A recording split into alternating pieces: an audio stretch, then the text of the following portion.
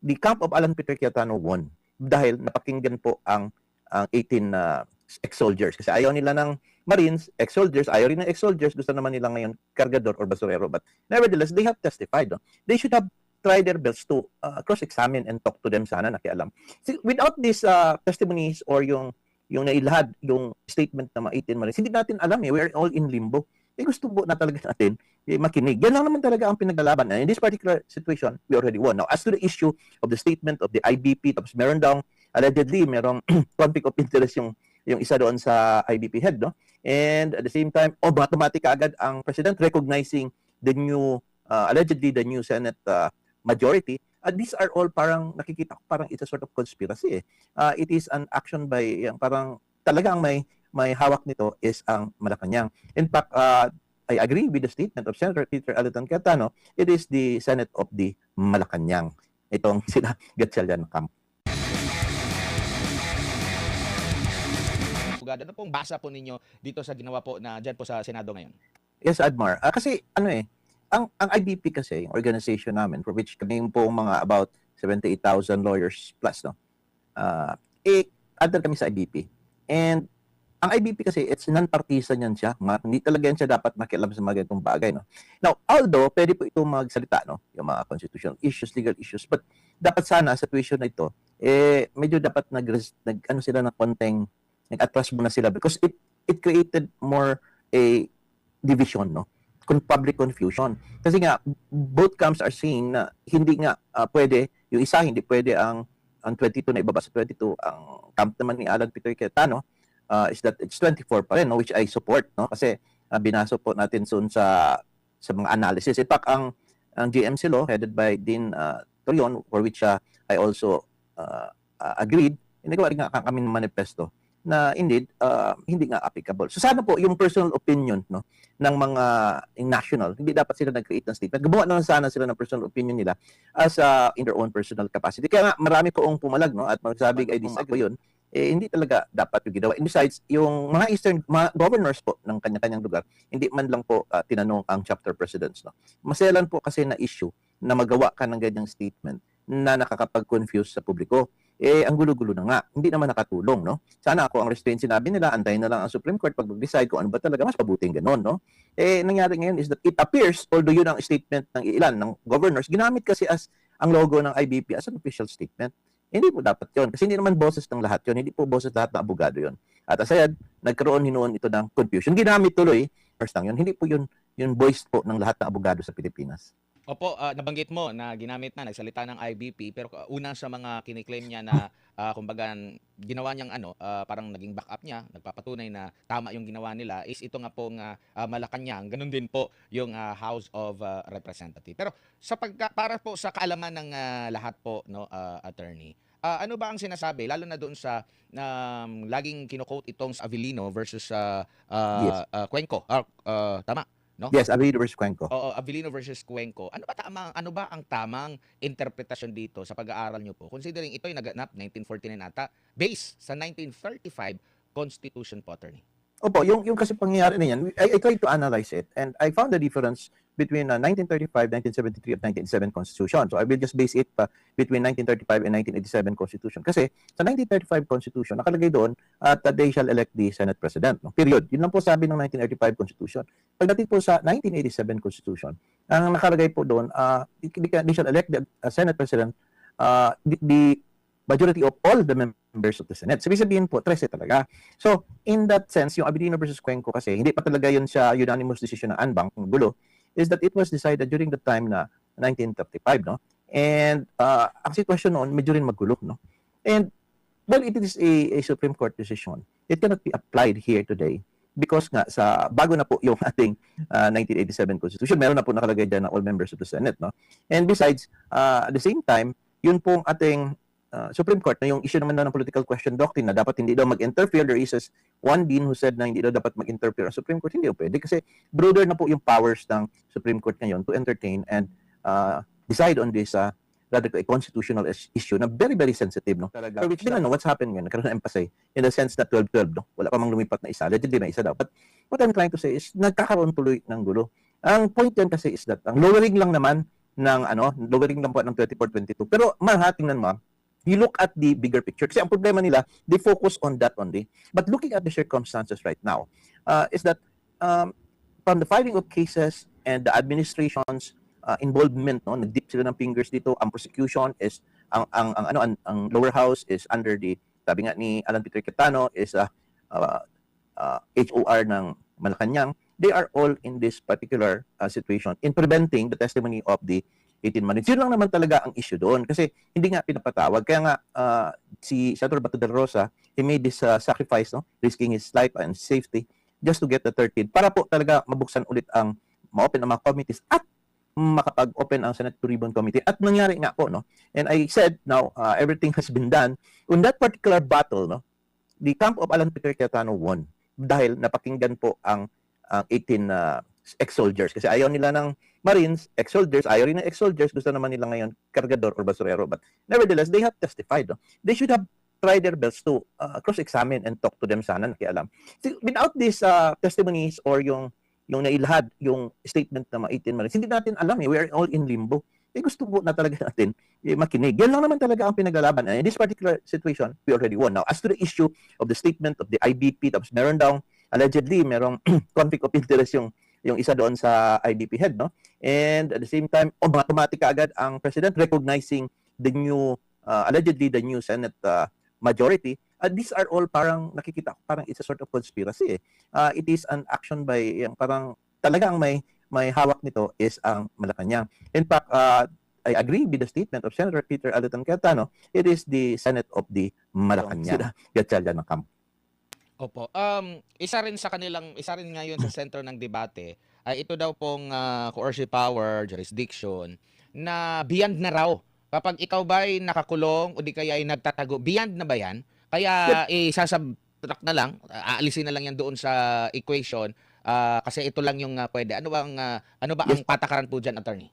Mabuti na tanong po din yan, Sir Admar. Kasi mayroong isang former justice who said that since yung mga nakakulong, let's start with the nakakulong muna, yung nakadetain, is that they cannot practice their profession, they cannot do their job, kung temporarily, kasi because nga, yung liberty nila curtailed, no? And citing a case on that, no? However, in that particular case, no, hindi naman sinasabi ng Supreme Court na hindi ka na member ng Congress. Yun lang ang point you're still a member of the Congress, and the Constitution is still clear that members of the Congress po, ang basihan po para magkaroon ng quorum. So, ibig sabihin, you have to follow. Makapaggalaw, restricted na ang movement mo, hindi ka na member ng Congress. Totoo, hindi siya makapag-vote. Okay, assuming hindi siya payagan ng Sandigan Bayan si Jigo Estrada, but he would try to file a motion to allow him to attend. But of course, he will not be allowed. Siguro yung voting, siguro yung pag-participate sa proceedings, maybe hindi siya pwede. However, he is still a member of the Congress. So, ang quorum pa rin pag-uusapan natin, 13 pa rin.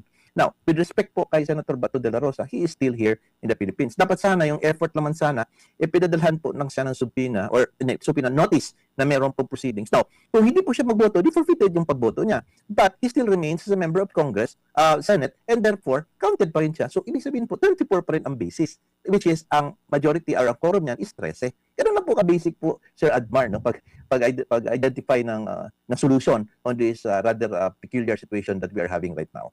Ang hindi lang po pwede, which is yun din yung nabanggit doon sa Avellino versus Cuenco, is yung outside jurisdiction ng bansa. Tama ba? Yes po. Yes po, kasi you are not in the Philippines. You are outside the country. So ibig sabihin, para po yung kung nasa abroad ka, gawa ka na affidavit doon, hindi pwede. You have to go to the embassy. So marami pa nga issues yan kasi what if this yung taga nasa labas, supposedly may isang nasa labas, and nag-asali siya doon ng session through Zoom, if allowed, tapos doon siya sa embassy. He is now in a Philippine jurisdiction. Marami pang issues yan, but that is not covered. No? But I'm trying to say, no? So yun lang po ang ibig sabihin if you're not within the territorial jurisdiction of the Philippines. In fact, in the Avellino versus Cuenco case, one of the senators na may sakit noon, si Soto, yung lolo yata ni Tito Sen, was in the hospital, but he was included in the numbers because nasa Pilipinas siya, although he was not there physically to attend the proceedings. Diba? So, klaro po, no? If you will try to look at it, it's more of outside the territorial jurisdiction of the Philippines. But nevertheless, that is the time that they excluded. No? Pero actually nga, hati pa nga yun that kind of opinion talagang binara po si Justice Moran, one of our idols na dating justice, Sabi niya, talagang 24 is 24, 13 talaga ang quorum. Wala na pong distinction. Now, but however, in this particular session kasi, pinilit kasi sir in a sense na walang judicial confirmation, no? In the sense that this could have been asked, no, before they have started doing that. Hindi nag-attend ng Senate session and everything. They should have asked that and asked for judicial confirmation. But they forced the issue. You know why?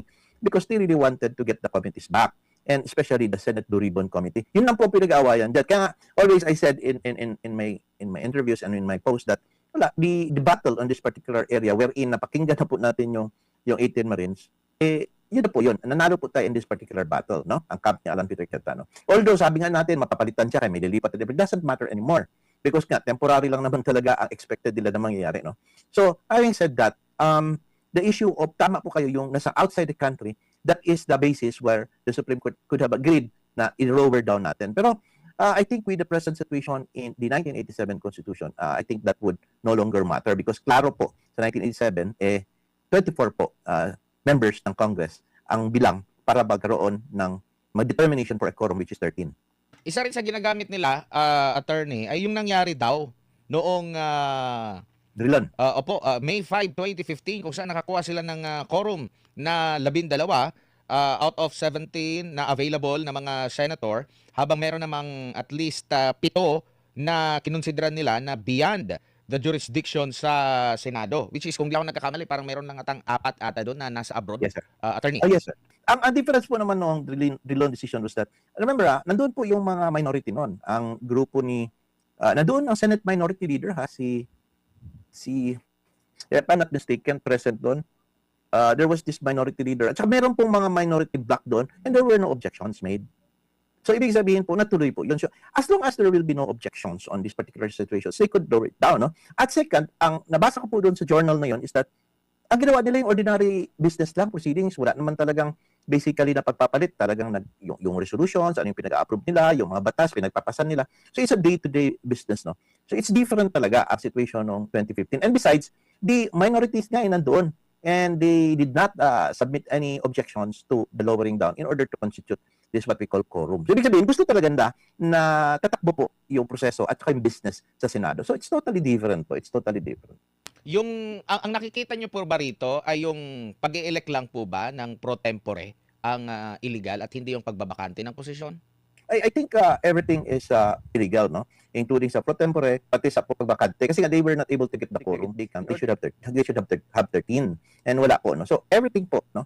At makita po ninyo talaga, Sir Admar, that they know for a fact that illegal po ang kanilang quorum because in the sense that, number one, si Erwin Tulfo still recognized as Senate President si Alan Peter Cayetano. But they say the purpose of quorum to open to reorganize the committees is pwede na yung 12 nila. But however, these proceedings nila ngayon, pagdating mo sa, bakit itong nangyari ngayon, pinipilitan nila na hindi po siya hearing, kundi meeting lang. Ang captions ka doon sa mga hearing, tapos Senate Blue Ribbon, tingnan mo naman yung kanilang Senate na Facebook, hearing daw. Magulo because, and Kiko Pangilinan was trying to explain kanina na hindi talagang consultative meeting ito. Pero sa invitation nila sa mga resource person, attorney, hearing ang ginamit nila doon. Yes, because they knew for a fact that they are afraid that possible ma-question ang pag-constitute nila at saka yung usurpation of authority daw. Maraming nagsasabi, no? But I haven't studied that much on usurpation. But ang maganda kasi yung presentation ni Baligod kanina, nahanga ako kanina Sabi niya, merong rules doon, binasa siya. Ang kailangan kasi pag mag-invite ka ng mga resource person, kailangan pirmado ng chairman of the committee. Walang pirma. And approved by the Senate President. Walang pirma. Sabi sabihin, bakit walang ganon, no? Sabi sabihin to talaga, maybe they sent that notice, they were afraid to do that because wala talagang basis. Kaya Baligod was there, not really to attend and recognize the Senate Blue Ribbon hearing nila Tulfo, but actually to clarify things. So, but he said, yes, I'm ready. If they want me to speak, I'll speak in a consultative meeting. Kaya lang, biglang tinigil yata ng yung consultative meeting allegedly, no? Pagkatapos nakapagsalita si Matibag, pagkatapos po na justify, no? Kaya nga, I would agree with the statement of Senator Alan Peter Cayetano that it was actually a cover-up, a clear cover-up of things, no? Talagang para ma-absuel to. No? If you notice, the Tulfos there were trying to, especially si Rafi was trying to lead the ombudsman representative kung anong gagawin nila, kung kulang dito. If you will read between the lines po, no? Basa po yun siya. Is clearly trying to ask, what will you do kung sakali ganito. Hindi naman pwede yun. They're trying to ask questions that would somehow preempt the investigation and trying to lead the witness to say something na parang favorable po no, sa mga naapektahan sa kaso. So, kita ko talaga it's more on, tama po, it's more on cover up. No? It's trying to get away, no? Para hindi sila skin alive with what the magnitude of the testimony or the statement of these 18 ex-soldiers. Like, ad hominem pa, kargadero, basurero, di ba? You just put them down, no? But the real truth is that they cannot even question the fact that talagang may maleta-maleta po na pera pong pinagdadala. As I said, at sabi rin nga Senator Alan Peter Cayetano, the statement is there. Is that the whole truth? We do not know. Until such time that you will conduct clarificatory questions kung ikaw affected, then you may be able to find the truth na malamang is kanilang nalalaman is hearsay lang, no? But they were not there. They were not there. So they were not able to have that opportunity, no? Because they chose not to attend. Ang point kasi niyan is kailangan lang natin makinig, no? Although, marami po mga testimony doon ang 18 ex-soldiers that meron din silang direct personal knowledge. So which is really very, very important also na pwede pong maging basihan para talagang meron pong kaso pong plunder. May iba naman na parang narinig nila tapos dinala dito, hindi na pumasok, etc. But that can be the subject of corroboration. Sabi nga ni Attorney Barigod, which is correct and I agree, na naggawa siya ng statement ng mga sinumpang salaysay na yun, is only to establish na meron na pong lead na to conduct investigation. And in other things na ma-unearth during the investigation, pwede naman siyang ilagay sa isang another affidavit. No? So, I think is that they are really afraid of what happened with the testimonies. And they should be afraid also with now nahuli si Curly Discaya and saying na, okay, labo-labo na tayo, lalabas ko na rin lahat. Opo. Balikan ko lang muna yung Sige po, sir. reorganization last week, no? Yeah. Led by Senator Win Gatchalian. Meron akong nababasa kasi mga komentaryo din na pati yung roll call, kung talagang naniniwala sila na wala na yung dalawa, kinukonsidera na nila yung sarili nila na okay na yung labindalawa na for quorum, bakit pa raw tinawag doon sa roll call? That's a good point, Mara. Hindi ko nasilip yun. But that's a good point. Bakit mo nga tawagin? You could have called, but sabihin natin, they will not be included because they're excluded sa numbers. No? Wala talaga. The script was actually not that very not good. No? At tama, bakit ka naman tawagin kung hindi ka na dapat i-include? That's a good point. Opo. At isa pa po, meron po silang ginawa last week, which is yung pagbabago sa rules ng impeachment. Yan. Which is ang, di ba, kasi sa konstitusyon, malinaw po doon. Kung ang i-impeach ay presidente, Chief Justice. Chief Pag Justice. below, ang Senate President. President. Pero doon sa Correct. kanilang rules lang rules lang ito, hindi ito batas. Kumbaga rules lang sa Senate. Sinasabi nila doon na pwede kahit sino na sa mga senador na kanilang ilalagay. Pwede ba yun po, attorney? Hindi, kasi that is not amount to amending the Constitution indirectly. And besides, alam natin din yun matutuloy, no? Pero because hindi talaga yun ma-approve yung amendment na. Basically, magulo yan. And in fact, the defense may question that in Supreme Court, no? Kaya naman, tala na naman ng impeachment hearing natin. However, if you will analyze the proceedings ba, number one is that they are assuming they would get the majority votes already. Dahil tingin ko, they are expecting na marami talagang hindi mag-attend dahil nga gigipitin na naman sa pag-file ng mga cases. Maraming federal cases, tapos mapunta sa bilangguan, tapos maraming ICC warrants na ipapalabas, maapektahan si SBG, tapos yung everything else. So, bababa po yung numbers ng majority camp ni Alan Peter Cayetano. So, makokontrol ngayon ng minority dahil nga 12 sila.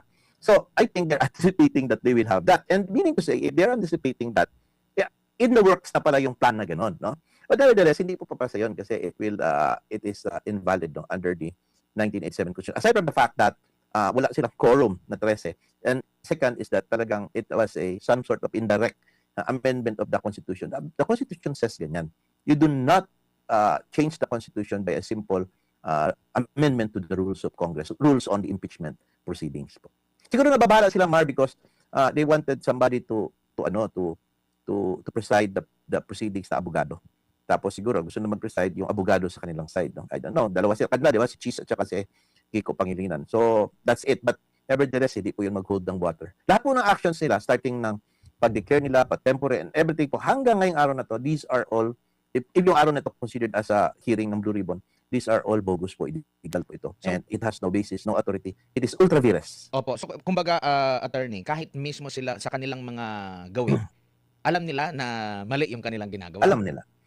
Pinilit lang po talaga nila, Sir Edmar, in order to get back the committee. Akala nila they will be able to get it. Hindi. Ako nga, kinakatakutan ko noon nung day na mag-hearing yung si Pieta Cayetano, Calculeta. Kasi si John Vic baka magkakaroon ng gulo. Kasi pipilitin, baka hindi papasukin. Because they will say, kami na ang Blue Ribbon and there's no hearing, no? Mabuti na lang kamo, malalaki rin katawan ng Marines na force nila yung sarili na, nakapasok sila. Now, what they are doing now, the Gatchalian is saying, nabogus daw yung hearing dahil hindi daw yun ang Blue Ribbon Committee, hindi na daw kay Piat Cayetano at saka Subcommittee kay Marcoleta. So, na-justify na lang nila ngayon for any and all arguments. Pero ang dapat kasi noon, I think, ang kanilang dapat nung plan was that to prevent them. Remember, sinabi ng walang papapasukin, sabi ni Mr. Erwin, na mga ano, and pinapauwi lahat ng mga empleyado. So, ibig sabihin, that is really the purpose, not na hindi mag-proceed. Kaya you will notice, nung pumasok sila sa session, walang mga paper plate, walang mga nameplate yata doon sa table, wala silang projector, wala lahat, no? And talagang it was really done. Ang nakakatakot nga na, I was thinking na baka putulin ang aircon at saka putulin ang kuryente. Tapos, di ba, mabuti na lang hindi nangyari. So, having said that, kaya sabi ko, well, the battle has been won on this particular situation by the camp of Cayetano. Very brilliant tactic din. Tapos yung mga statement po, attorney, ng isang senador sa kanyang live interview, meron pa siyang mga terminong gagamitin na ginamit doon na kalaunan humingi din naman siya ng paumanhin sa kanyang nabanggit, pagkukwelyo, kakalad ka rin ba yun, yung kabilang sa kanyang mga sinabi, attorney? It was a conduct and becoming of a public official because you are not supposed to say that. You are not supposed to say that as a senator, no? Well, tingnan mo, pinatulan siya ni Robin. No? Sige, bakit hindi? Unahin mo ako, di ba? Paano kung nagkaroon, lumabas ang pride, nagkaawayan sila? Naging katawanan tayo ngayon sa Pilipinas.